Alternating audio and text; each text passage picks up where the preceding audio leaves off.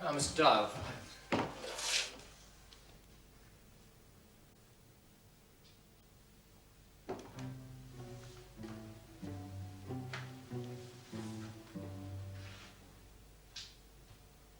Oh, my God.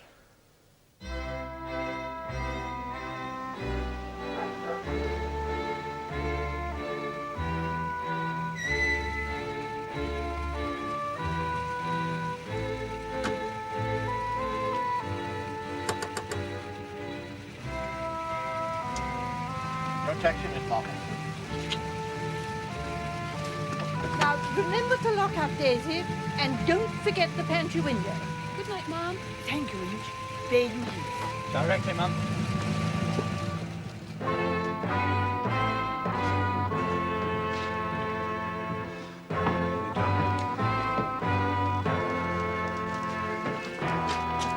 Excuse me, sir.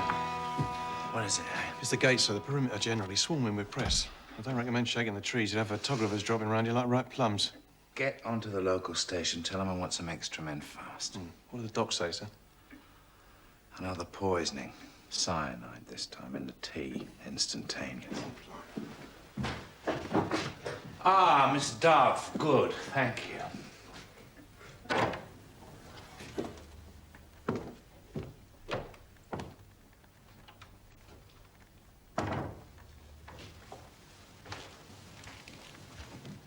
You all right? Yes. It was you that found her, wasn't it? Yes.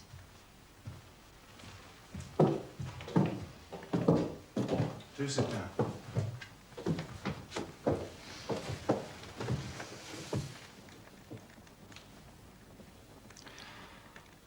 I want you to tell me what happened. I'm only trying to do my job, you know. Come on, out you go. Never mind, Joe. Officer! Now, have you got something for you? Gentlemen and lady, if you do not respect the integrity of this property, then we shall make arrests. There'll be no other warning. Yes, but you must be able to tell us... I can only repeat. There is no evidence as yet to confirm that Mrs. Fortescue's death is connected with that of her husband yesterday. We'll keep you in touch with all developments. Now, gentlemen, please.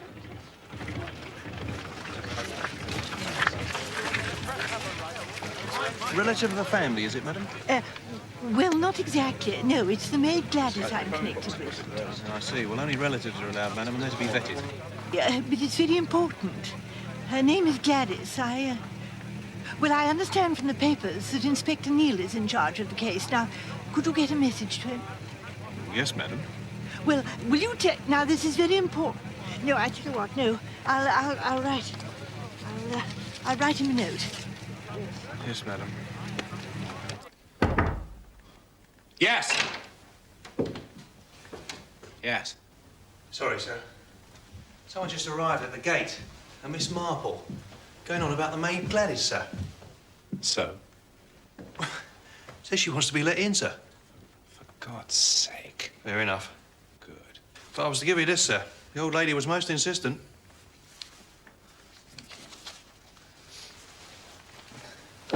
So, you ordered tea for 4:30, and then you went upstairs. What time did you come downstairs again? Tea time. When I got onto the landing, I don't know why, something in the garden caught my attention.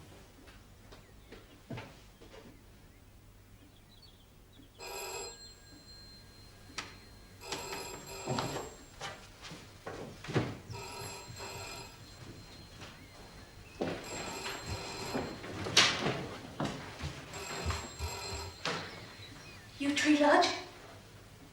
Yes, yes it is. Oh, no. Yes.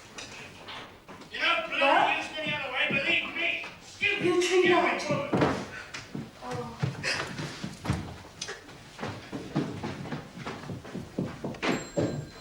Who was it, Gladys? Wrong number, Miss Duff.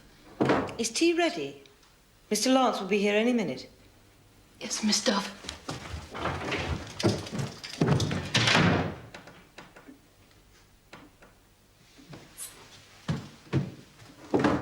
As I was spared any further matrimonial warfare between Percival and poor Jennifer, I went back to sort out the guest room before coming down again to clear the table for the tea tray.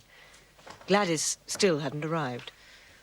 Adele was getting impatient. Where is everyone this afternoon? Where's Jennifer? I think she's... she and Mr. Percival had a disagreement.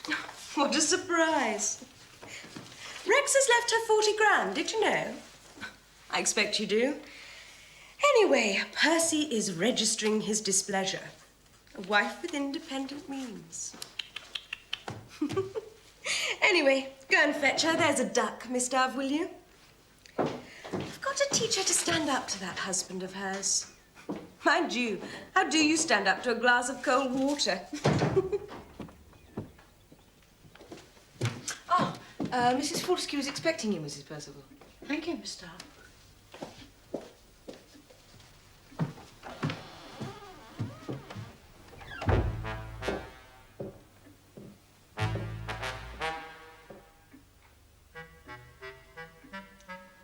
Oh, Gladys. Why Gladys had suddenly abandoned the tea tray, I can't imagine. I've no doubt I'll be treated to a string of lame excuses later on. Hello. Don't tell me. You must be the excellent Miss Dove. Yes, I am the excellent Miss Dove. You must be Mr. Fortescue. Do you have any more luggage? Just this. Here. Really? There's no need. This was heading for the drawing room, I believe.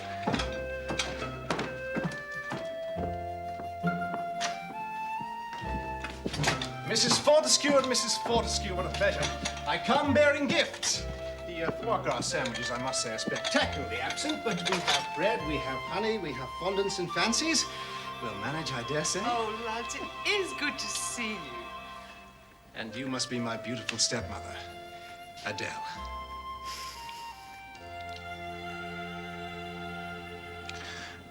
And after tea, Fortescue left the room first. Yes, Lance left first. I gather you went up to see Miss Henderson, his aunt. I heard Mrs. Percival leave almost immediately. So Mrs. Fortescue was left alone.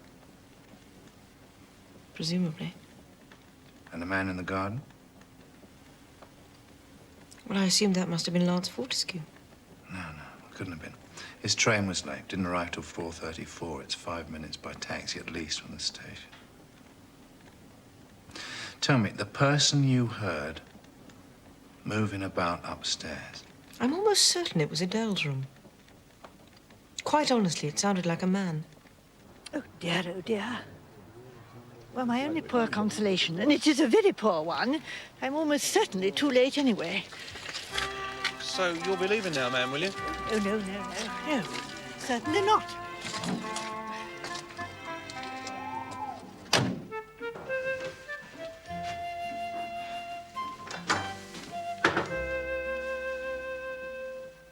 Come in.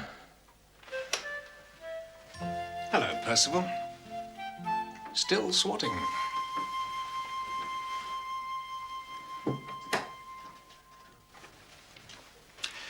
I wish I had something to take my mind off this horrible business.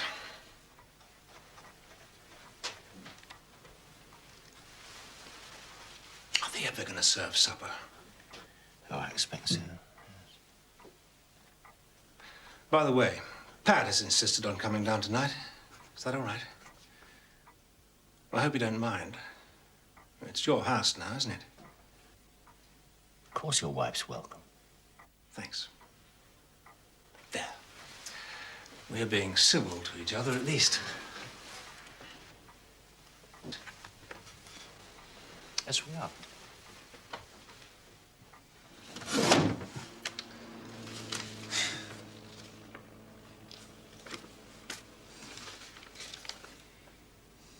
What the old pussy outside the gates want? Oh, God knows.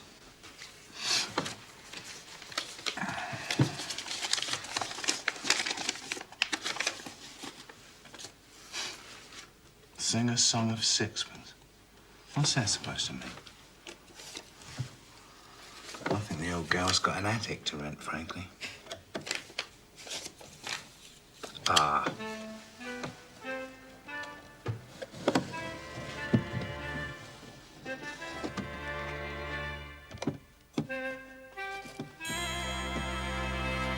Mrs. Adele Fortescue. Love letters.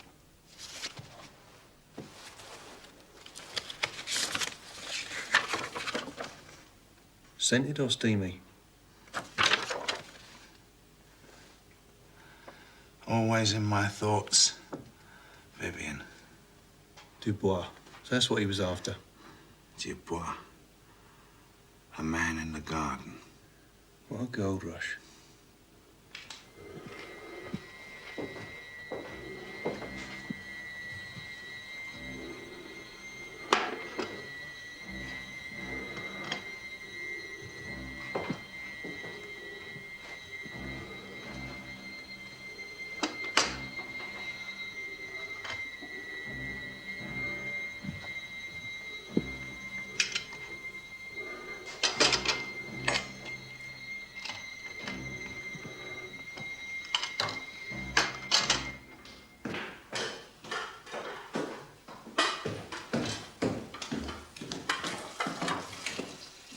Where's the missus then?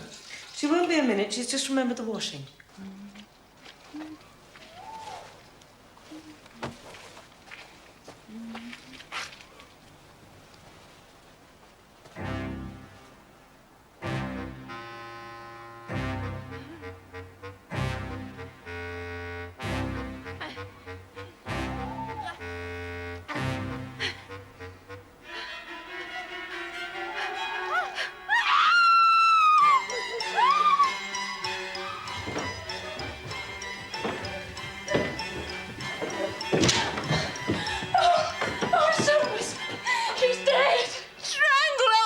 Who are you talking about, Mrs. Crump? Gladys. Oh, Gladys. No, she's got clothes. Mrs. Crump, what are you saying? They put a clothes peg on her.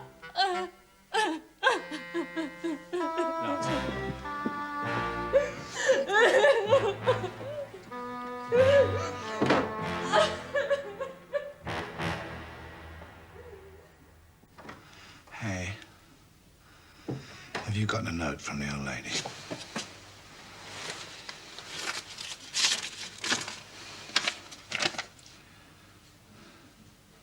The maid was in the garden, hanging out the clothes. Along came a blackbird and picked off her nose.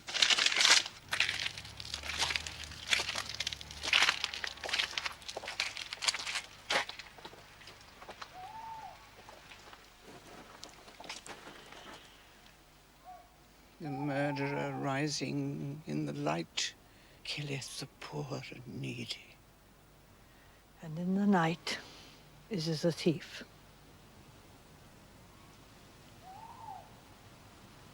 Where a testament is, there must also of necessity be the death of the testator. Yes. Poor Gladys. I trained her, you know. Do you want us to book you into a hotel, madam? nonsense. She'll be staying here. That's most kind of you. There you are, Miss Marple. Oh, thank you very much.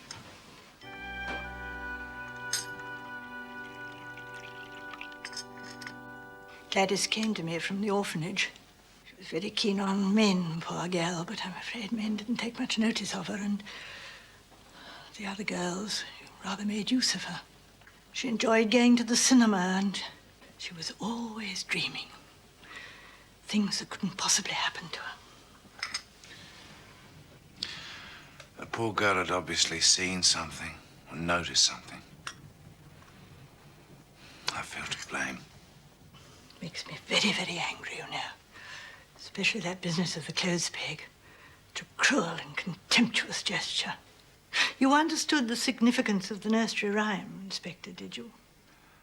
In its broad outline, eventually. Rex, meaning king, in his counting house. By extension, of course, his wife becomes the queen. The queen was in the parlor. Was she eating bread and honey? I don't know. The poor maid was in the garden hanging out the clothes. You see, the first verse is the difficulty. We have the pocket full of rye, but I don't understand the blackbirds. I can see no point in them. However, they must mean something, don't you think? The birds began to sing. Honey, Miss Marple. At tea time? Come to think of it, no. There's usually some savoury sandwiches, occasionally bread and jam, then some cake, and biscuits only when Mrs. Crump has been baking. No, I think it's the only time we'd had honey. That's very interesting. Thank you, Miss Dove.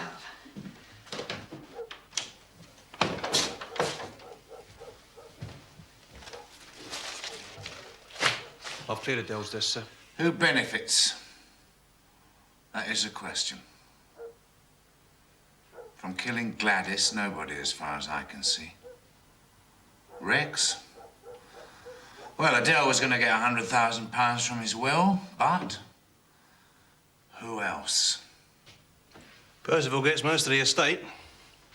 Things were going wrong with the business, and it looks as if the old man was responsible. Yep. Percival benefits. And his missus. Yeah, not too keen on her husband. Stands to get £40,000 in her own right. That would buy her freedom from her purse. She benefits. Lance Fortescue, he gets 20% of the residue. Which may not be all that much when all's said and done. Besides, he was out of the country when the first murder took place. Dubois? Certainly. If he knew Adele was going to get £100,000, he's not exactly discreet. He must have known. He benefits from killing Rex. But where's the benefit in killing the lovely Adele? Did she leave a will? Did you find anything in that lot? No, sir. It's Ansel and Worrell's, just off the High Street. Adele didn't trust the family solicitor. I don't blame her. Bloody Billingsby's in Percy's pocket. Do you happen to know what was in Mrs. Fortescue's will, madam? Well, if I were you, I'd try the Dormy House Hotel or the golf club. Listen, does anybody fancy a nightcap? Oh, all right, be boring, though.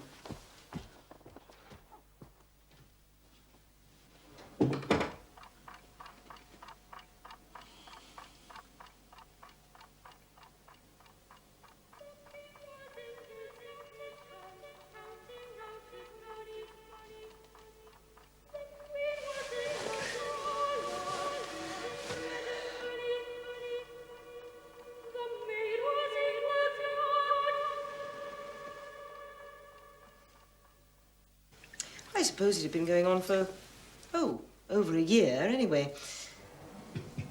Then, last summer, someone scooped out the inside of one of Mrs. Crump's raised pies and stuffed it with dead birds.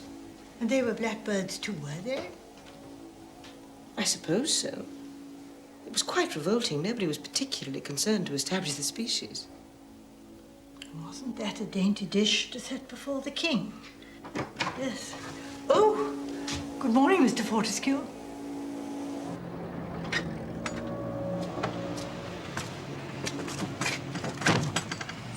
Dormy House Hotel? Hole in one. You left the hotel about 3:30 and you returned about 5. Yes. And your route took you nowhere near Yew Tree Lodge. As I told you, I went across the heath, round by the sandpits, and back through Curzon Woods. As you told us. And you take this walk for your pleasure. Yes, I wanted to think. About Mrs. Fortescue. What was your relationship with Mrs. Fortescue? We were friends. Friends? She led me to believe that she was quite fond of me. I liked her, but she was married. You didn't see much future for the affair. No, Quite frankly, I didn't. So, it was an affair we're talking about?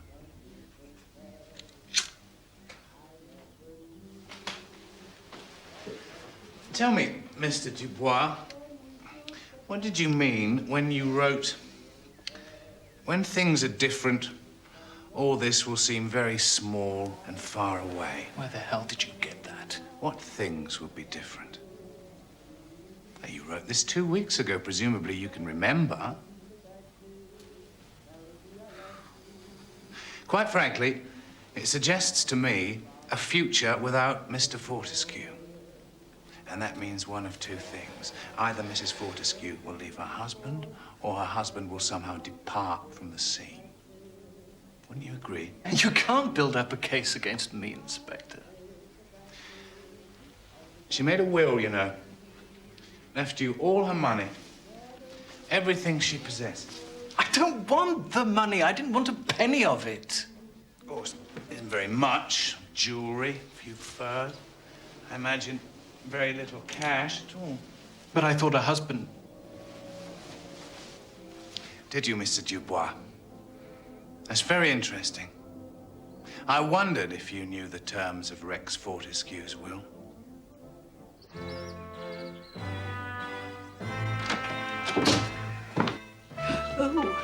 Oh, Inspector. Yes, Miss Marple. Blackbirds. Yes, ma'am. You are interested in blackbirds, I take it. Well, I'm more interested in Mr. Dubois at present. Oh, dear me, no. No, do forgive me, Inspector, but you must get to the bottom of this blackbird business. Rex Fortescue was the victim of a series of disgusting practical jokes. Someone put dead blackbirds, some of them quite decayed, well, on his desk or on his pillow where they could. So, you see, the blackbirds must mean something. Do you know they even put some in a pie?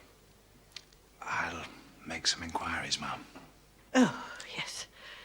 That is a relief. Thank you, Inspector. Oh, Inspector. I wonder if you would allow me to have a brief look at Gladys's room. How could I say no? Oh, thank you, yes. And I know that you'll find the blackbirds very well worth your while. Yes. I'm beginning to wonder who's in charge of this case. I'll take the family, you take the staff.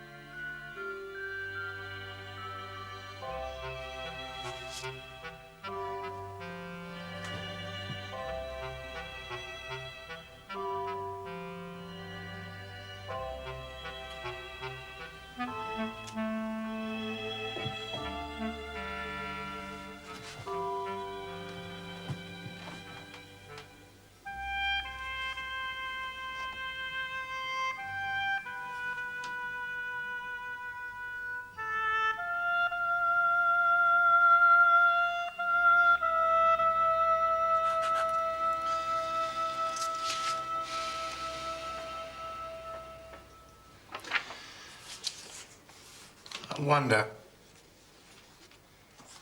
can you tell me anything about blackbirds, Mrs. Fortescue? Blackbirds?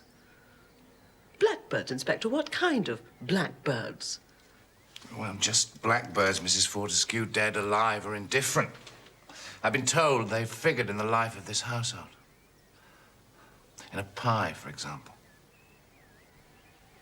I don't know anything about that. A very nasty, practical joke, I suppose. It annoyed Rex, really did. He had Heinrich, that's the gardener, patrol the grounds with a shotgun. He was afraid of something, not just annoyed. Oh, quite. I just think it was a silly joke. Can you tell me why your late father-in-law left you so much money in your own right? I asked him for it. Asked him for it? Yes. Just like that? Yes. And he gave it to you? Yes. I said, Rex, when you die, will you leave me a little money of my own? Because Percival is so mean. And Rex said, yes. So you're going to get your money? Yes. Isn't it nice? Tell me, your late father-in-law's death, what were your feelings about that? I think I was quite pleased, really. I was going to get my money after all. After all? Sorry? I was going to get my money. I see. So you weren't sorry? Oh, no. He was a horrid man, you know.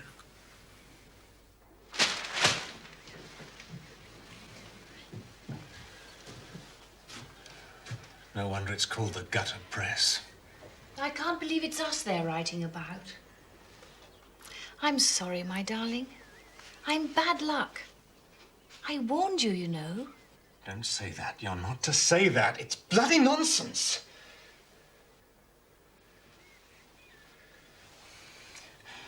You're the best luck I ever had.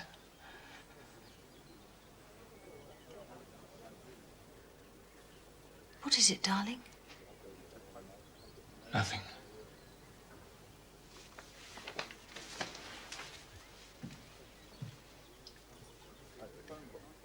What is it, Lance? Look here, old thing. I don't think I can face this idea of being a desk squaller, you know. I really don't. I mean, it's clear that Percival doesn't want me around the place. I see. Then what are you going to do? I want to go back to Africa, Pat. I hate this place. Let's go back. But how would we manage? Come in. Ah, good. Mr. Fortescue, I wonder if you could help me. Will you excuse me, Inspector? Why don't you join us later, Lance? What? Miss Marple and me. For coffee. Oh, yes, good. Why not?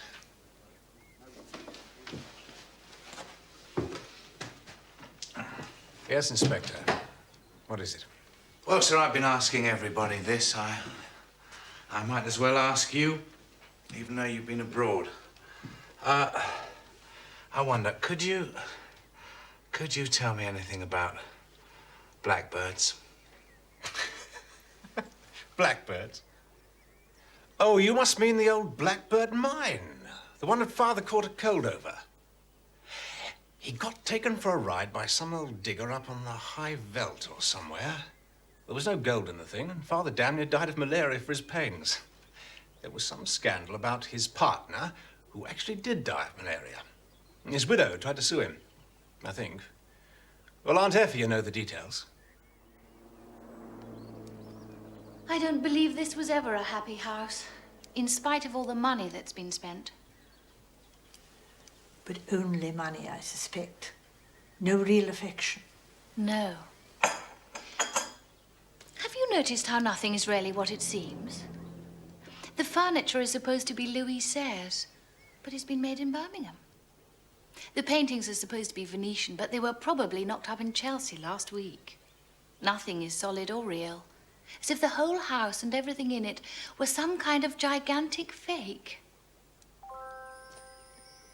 What did you say, my dear? About it being a fake? The whole house and everything that goes on in it. I said everything in it, not that goes on in it. Oh, yes, of course. Stupid of me.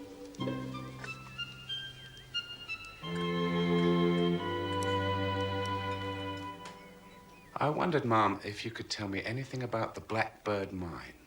Oh. You've got onto that, have you? That was the Marple woman, wasn't it? I'll tell you. My late brother-in-law went into it with a man called Mackenzie. They went out to Africa together, and Mackenzie died there. Rex came home. He subsequently admitted that the thing was worthless. Hurt his pride, I think. But then pride and grace ne'er dwelt in one place. Where was the mine? Oh, I don't know. Africa somewhere. Percival will know. The Mackenzies didn't let it rest, I gather. Oh, you want the hearsay as well, do you? I'd be most grateful, Mum. Mrs. Mackenzie was an unbalanced sort of woman. We ended up in an asylum, I believe. She came here, you know, dragging along a couple of young children who looked scared to death. Accused Rex of murdering her husband. Said she'd bring up her children to take their revenge. Old sins cast long shadows.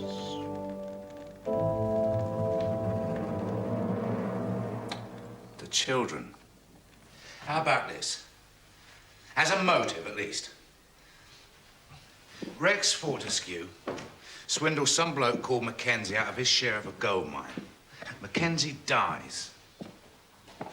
One way or another, the widow reckons that Fortescue killed him. She becomes obsessed by revenge. She brings up the children to avenge the father. What happened to the mother? Well, she ended up in a loony bin. She may still be there. They gotta find her. If she's alive, I want to know where she is. That's an absolute priority. And the Mackenzie children? Do you reckon one of them could be here? I mean, here in the house? Yeah. Or nearby. Dubois, Mary Dove, Jennifer Fortescue, they're all about the right age. Reckon you know who it is? Yes, I do. Mackenzie's Blackbird Mine? What or where is that? I think you know very well, Miss Dove. I assure you, I'm quite in the dark. I think you know, Inspector, that it's up to you to prove I am this Miss Mackenzie, whoever she is. It will at least provide me with the continued pleasure of your company while you probe the mystery of my identity. Please don't mock me, Miss Dove.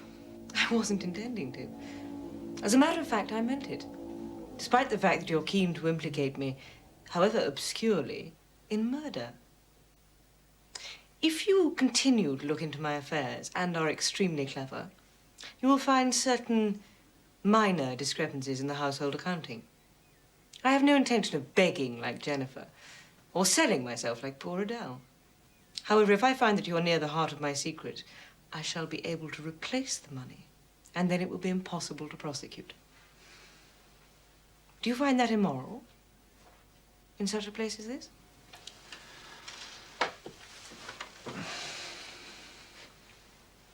I wish you hadn't done it.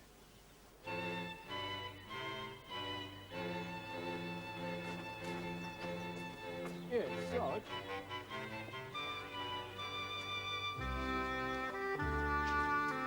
Marmalade.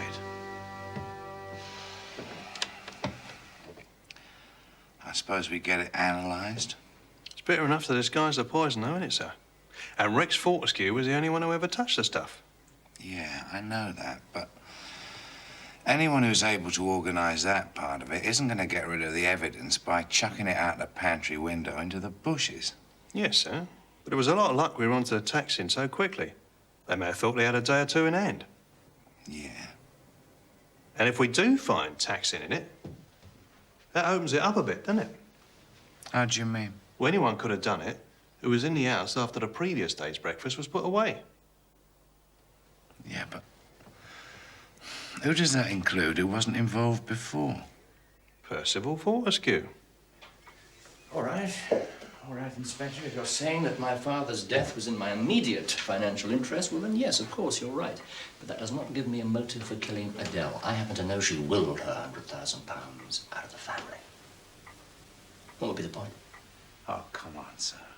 If you know that, then you must have known that she had to outlive her husband by at least a month in order to inherit the stuff. If she didn't, the money reverted to the estate. In other words, you, sir. There was point, all right. Point in killing them both. With respect. So you thought that Gladys had gone out to meet her young man? Well, I don't know. She seemed, well, kind of waiting for something. Looking out the window, looking in the mirror. You know what I mean? Yes. Yes, I do, yes. Got it. Before she took the tea through, she answered the telephone. Gladys did. She didn't as a rule, but this time she fair plummeted through that door after it. And did she say who it was? No, she said, wrong number. Indeed, yes. Most interesting, Mrs. Crump. Now, I wonder, would you think me very greedy if I helped myself to another biscuit? So what percentage of the company capital would you estimate all the African holdings to be? Oh, come off it, man. God knows. I thought I was digging you out of a hole. Now, make no mistake, I want to get out, but I've got to have some sort of prospects. I've got Pat to consider. Can't be as much as 20%. All right. All right, yes, perhaps that was a bit churlish of me. So, you want the balance of your 20% in cash, do you? Well, we thought if you could secure us a loan or lend us $1,500 a year for the next 5 years, something like that. 5 years? All right, 4. I just thought you might have things on a better footing by then, that's all. That's true. Do you want this wretched blackbird mine as well? Sure. Throw it all in.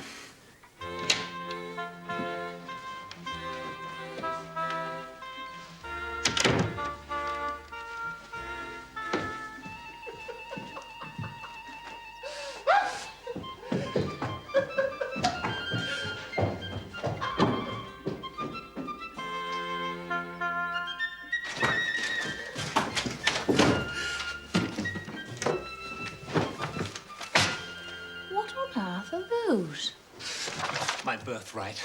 Tight little Percy just assigned them to me. Chunk of the dark continent which Percival thinks is worth 2pence.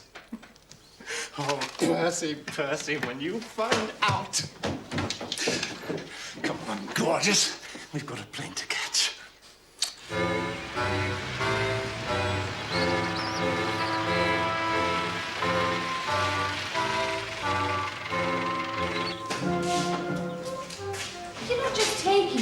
Certainly.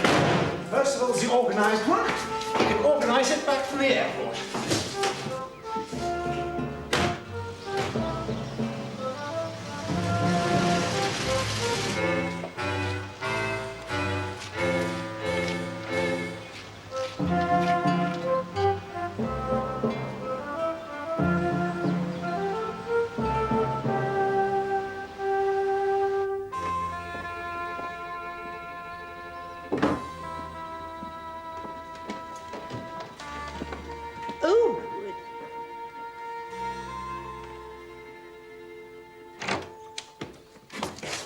Got anything? Mrs. Mackenzie. Good. Where is she? You can walk it in a quarter of an hour. What? It's a mile or 2 by road, but if you cut through the woods, Burnham Ridley, the Pine Sanatorium. Come on. Let's go talk to the Mackenzie woman. How big is this place at Burnham Ridley? Well, it's a converted private house, couple of acres. Inspector. Yes, Miss Marple. Oh, you weren't thinking of the sanatorium, were you? Visiting there by any chance? Oh, not that that's important now, no, but... What isn't? Mrs. Mackenzie. No, what is much more to the point What is... do you know about Mrs. Mackenzie? Oh, well, just everything there is to know. There's not that there's very much, I'm afraid. I went there this morning. The poor dear's mind is completely gone. No, what is much more important is that I think I saw Lance Fortescue and his wife driving away. Now, he must be stopped, I'm afraid. Well, he had business in Paris. I saw no reason to detain him. He wasn't even in the country when the first murder. Yes, I know, but I think they ought to be stopped. Well, don't ask me why. I can tell you the how. Well, not the precise how, but the general how. But the why escapes me, except, of course, that it's greed. One knows that naturally. But, no, I expect the precise why will emerge in due course. But, Oh, dear. You think they should be stopped, Miss Marple? He should. Yes. Well, Miss Marple, I failed to listen to you once and I regretted it. Put out a general call for Fortescue's car. They'll be heading towards North. I'll keep an eye on them. Right, sir.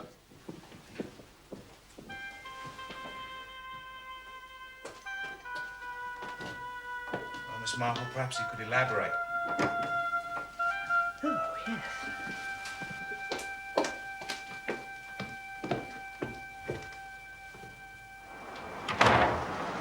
Yeah, Bentley. Registration GXA 579. General surveillance only. Right. We found the pot of marmalade in the garden, but I can't believe... Oh, so that was how it was done, yes. Yes, very simple, of course. Yes, but it's such a stupid way of getting rid of the evidence. Oh, but the killer of Rex Fortescue wasn't very bright, I'm afraid. And who was that? Oh, it was Gladys Martin, of course. Oh, she didn't mean to. She put the taxine in the marmalade, but she didn't think it was poison. What did she think it was? Oh, I imagine she thought it was some form of a truth drug, you know, something like that. She was told to put it in, just as she was told to put a handful of rye in Rex Fortescue's pocket, and just as she was told to serve honey for tea. You have to keep constantly in mind that poor Gladys was not attractive. She was a lump, I'm afraid, and more importantly still, very credulous. It would have been quite easy for her to believe in a truth drug if told her by a personable young man. And who was that? Well, he called himself Albert Evans. He met her at a holiday camp. He flattered her, made love to her, and told her some story of injustice. You see, that was where the truth drug came in. It was to have taken effect when Rex Fortescue arrived at his office. There, forced by this miracle of modern science, he was to have admitted the truth before witnesses. Her Albert got her to apply for a job here when one came up, and I must say she had very good references, even though I do say it myself. And when she knew that she had caused his death... Well, what was the first thing that she said to you when you questioned her? She said, I didn't do it. Exactly. That's exactly what she would say. If ever she broke a vase or something, you know, she would always say, I didn't do it, Miss Marple. I can't think how it happened. Poor dear. Besides which, her Albert was meeting her the next day, and she knew that he would explain everything to her. You see, that was the telephone call she took just before tea. So she brought the tray into the hall. She saw him outside. She left the tray. She went out to meet him, and he killed her. Yes, exactly. And her Albert? Oh, I'm so sorry. Didn't I say Lance Fortescue?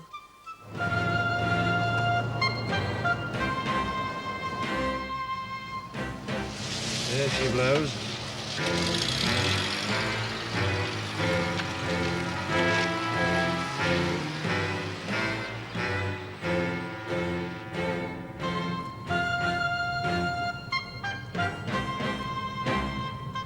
Oh, no.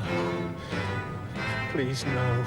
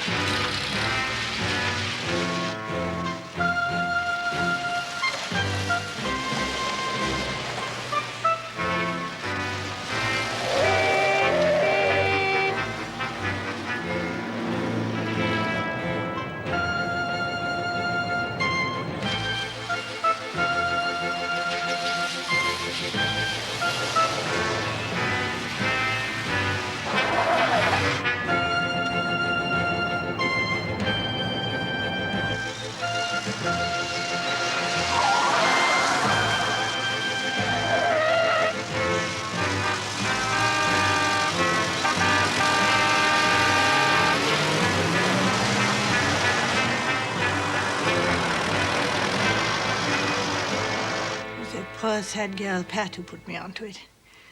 Blackbird business and the pocket full of rye. The way things fitted into the rhyme were all a complete fake. Like much in this house. Used by Lance Fortescue who'd heard about the blackbirds, that's all.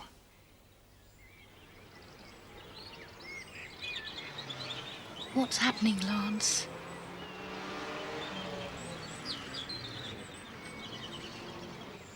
What have you done?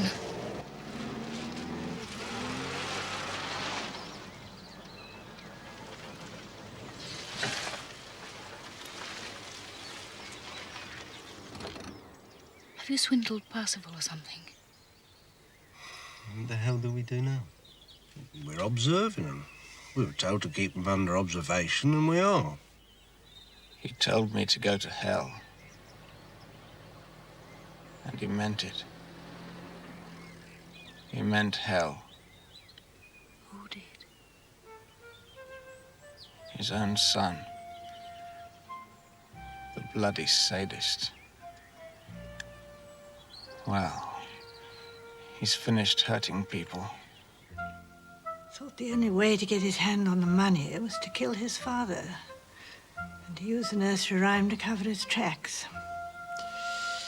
Just as he used poor Gladys.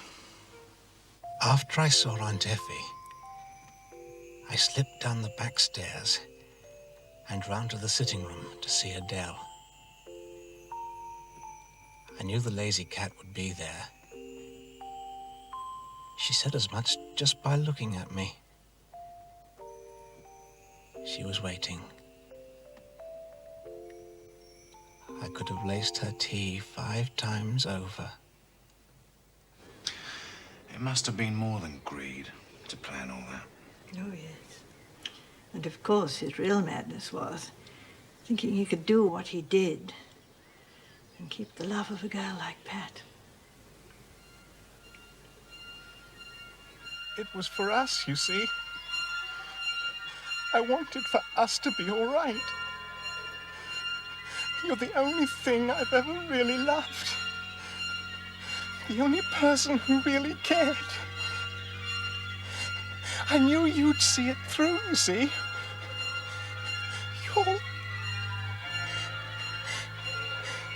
You're the one.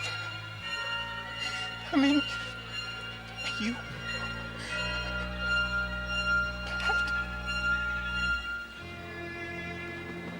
I told you. I'm bad luck. I can't.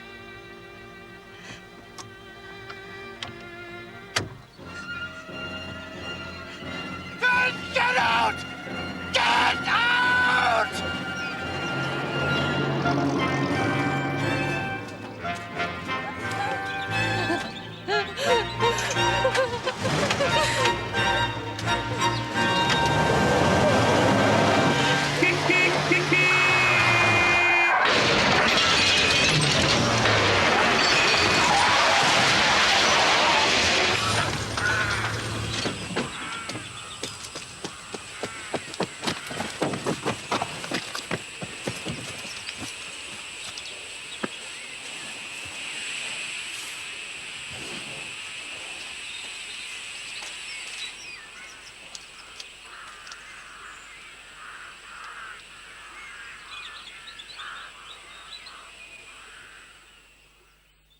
Fortescue was about to pull off the most spectacular coup of his life.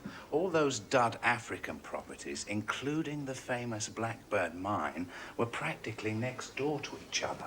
In 12 months, he'd accumulated a small mountain range of high-grade uranium ore. It's worth millions. All businessmen are the victims of greed, some way or another, I fear. I'd like to thank you, Miss Marple. I don't think I'd have got there without you. Oh, yes. Men like Lance, you know, always prove their own hangman. Oh, yes, you would have got there. I just happen to know Gladys, and I happen to hear Mrs. Parsons' little children singing, that's all. Oh, excuse me, Inspector, I just...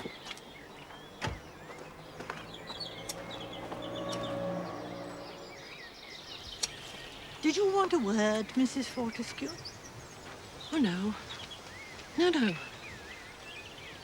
Was it your mother's idea or yours? The nurses said you were very kind to her. Poor Mummy. Yes, it was her idea. I mean, her idea. But it was you who thought of marrying Percival. Sort of. Sort of happened, really.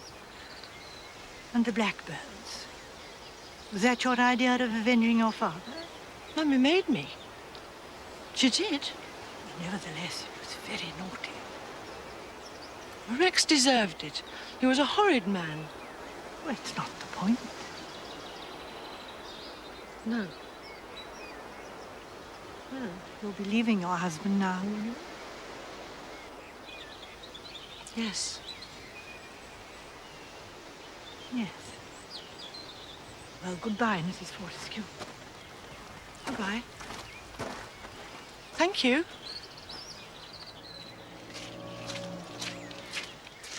Well, so the Mackenzies got their money after all. At least £40,000 worth of it. That's what she meant. Yes, I see. And all she had to do was ask for it. Old Rex just gave it to her. Oh, do you think so? I think he knew who she was. But there, we shall never really know now, will we? Well, goodbye, Inspector. Goodbye. Now, thank you. It's a very meeting.